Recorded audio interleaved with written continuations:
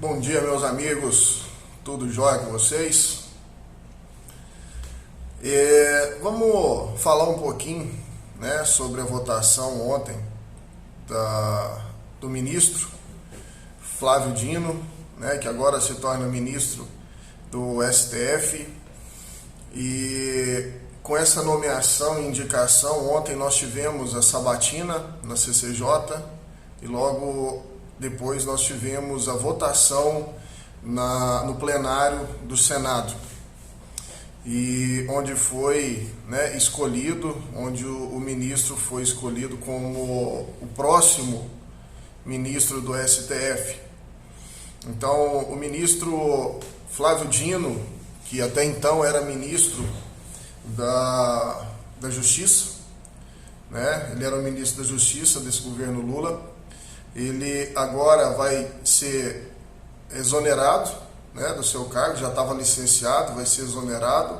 Ele, que também é senador, ele vai, né, ter que sair, pedir a exoneração, né, pedir o licenciamento para que ele possa se tornar ministro do STF.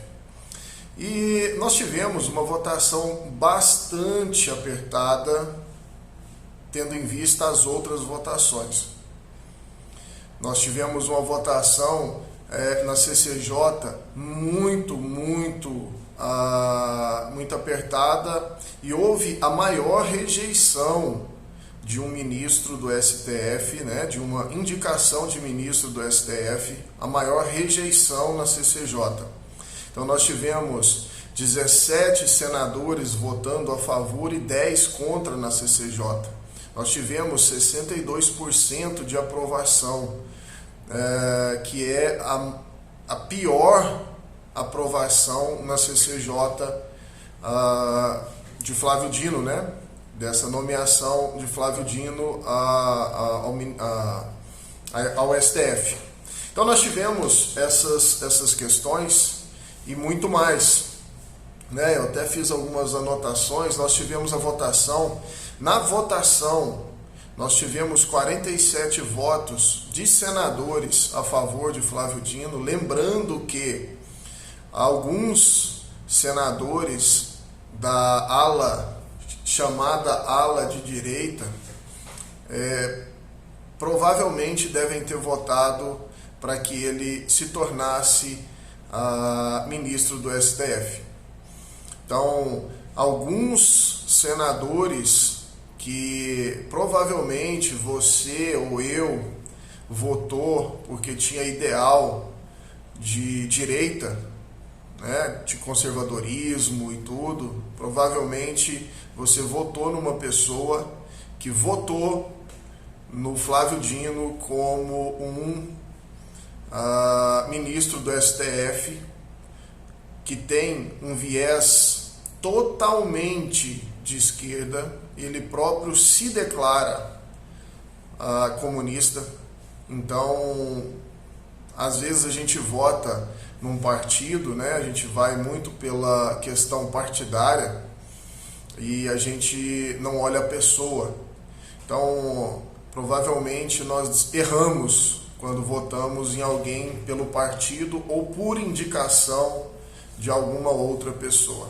Por isso que é bom cada um de nós buscarmos nos identificar com as pessoas e não com o partido, porque as pessoas, elas têm ideais e o partido ele só tem um ideal: busca de capital. Então houve a sabatina na CCJ, onde 17 votaram a favor e 10 contra. Depois nós fomos para o Senado, e no Senado nós tivemos 41 senadores que votaram a favor e 21 deles votaram contra. Então nós tivemos muitos senadores, né? Isso já estava previsto, nunca houve uma rejeição de indicação do STF, não seria dessa vez, até porque o próprio Lula, ele já havia exonerado alguns ministros que eram senadores para que pudessem votar e ajudar nessa votação. Então, alguns que estavam ali nos seus cargos de ministro ou em outros cargos, ele exonerou para que ele voltasse ao cargo de senador e para que pudesse votar a favor de Flávio Dino. Paulo Gonet também não foi apertado. Paulo Gonet foi mais amplo a aceitação, até porque não teria tanto problema quanto a ele, né? Porque não há uma rejeição tão grande quanto ao procurador, né? Ao indicado como procurador-geral da República. E tivemos alguns fatos, né? E agora nós vamos falar de outras coisas. Mas antes de a gente falar dessas outras coisas, eu vou te pedir para que você se inscreva no canal, para que você clique no sininho de notificações e nos ajude. Nós temos uma meta para chegar até janeiro, né, em 5.000 inscritos. Nos ajude, compartilhe esse vídeo, mande para o pessoal que você já conhece, que também tem os ideais, né, conservadores, e nos ajude a chegar nos 5.000 inscritos. Isso nos ajuda e impulsiona o vídeo e o YouTube manda para mais pessoas, tá bom?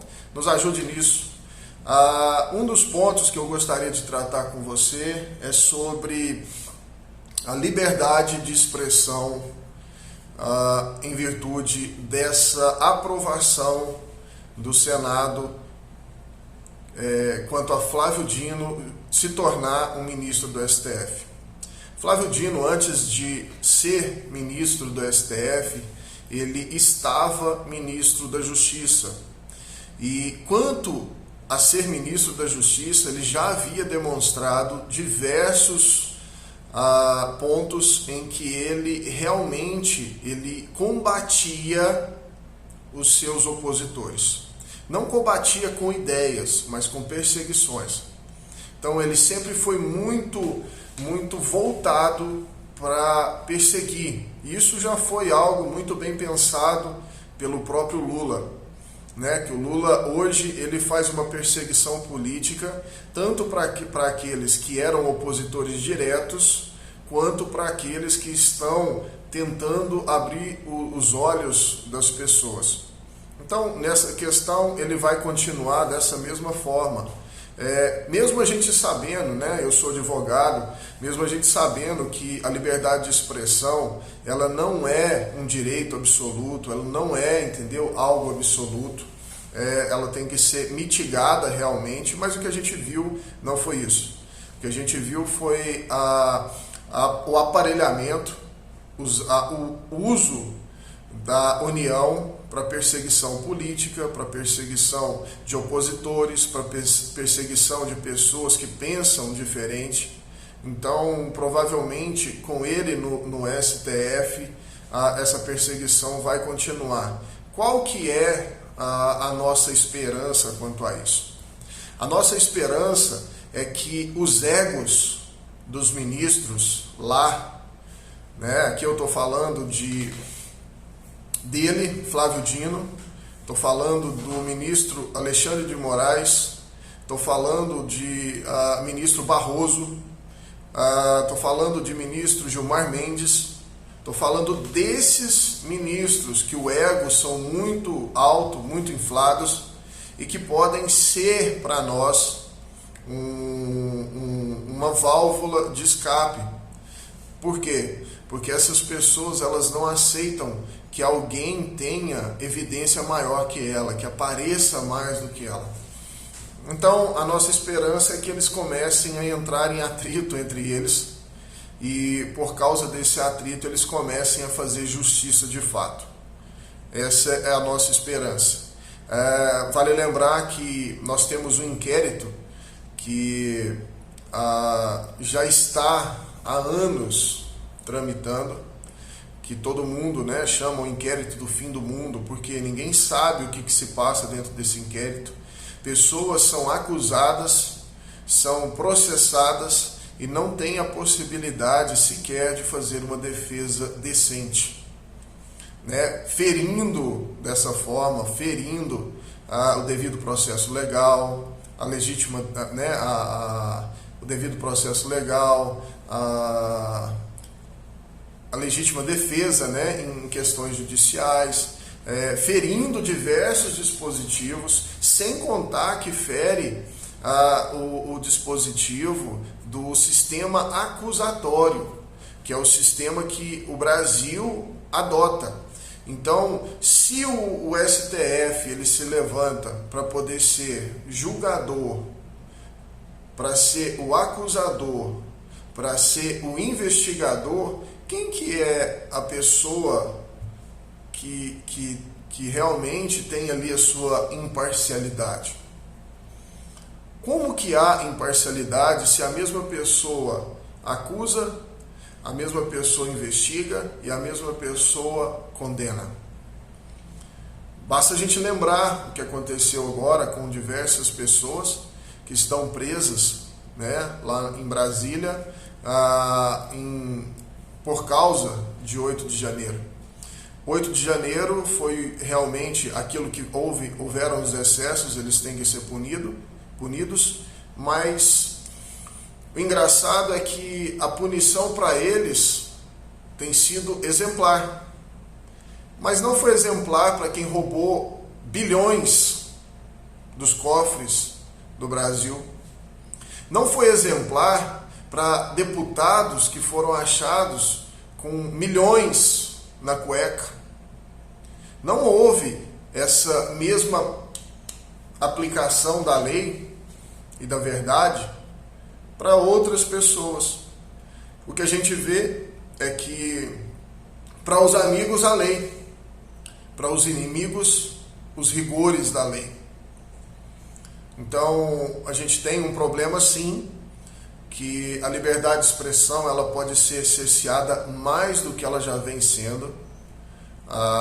Basta olhar todas as linhas em que o ministro do STF, Flávio Dino, tem se posicionado.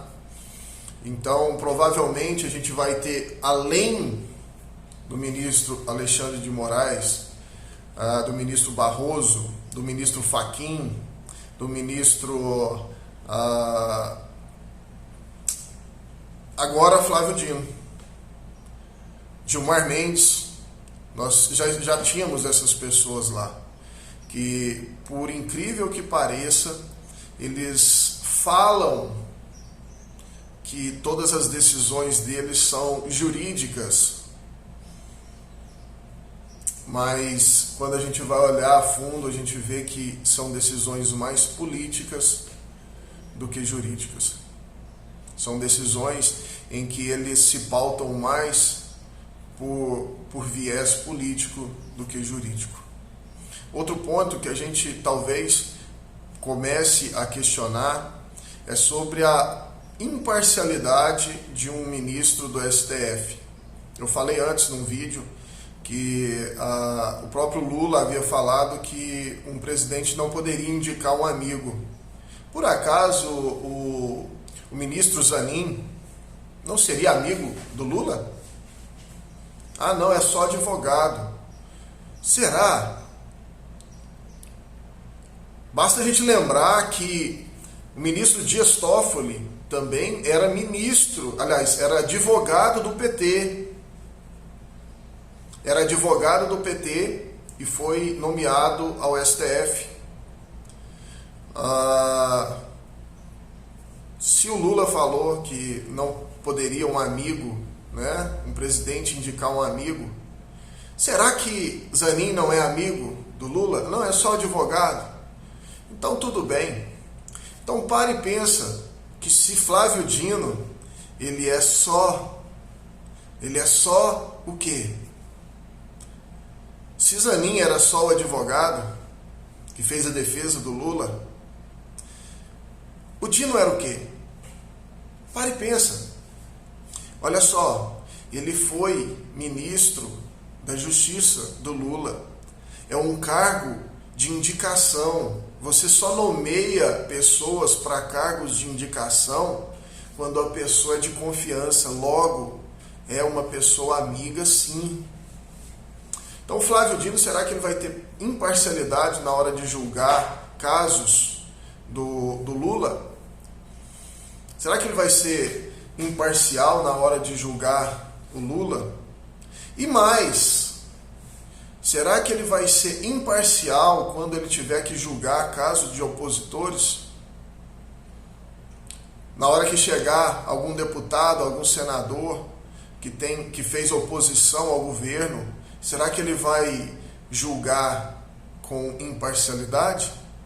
Ele foi imparcial quando ele perseguiu as pessoas por conta de ideias, de manifestação de ideias? Basta pensar. Basta pensar. E mais, pense comigo. Se ele é um amigo do Lula, se ele é uma pessoa que o Lula confia, quando chegar uma ação do Lula, ele vai se declarar suspeito para poder julgar? Quando chegar uma ação de uma pessoa que é opositora ao governo do Lula, será que ele vai se declarar suspeito para julgar?